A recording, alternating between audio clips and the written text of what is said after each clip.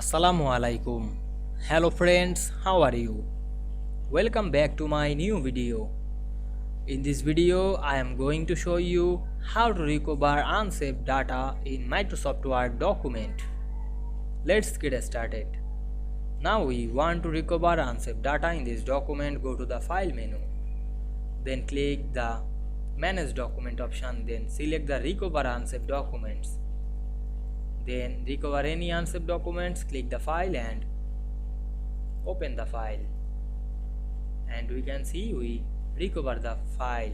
You can save this file, click Save As option. Then save the file. Select the file location and save it. Now we can see we recover the unsaved document very easily.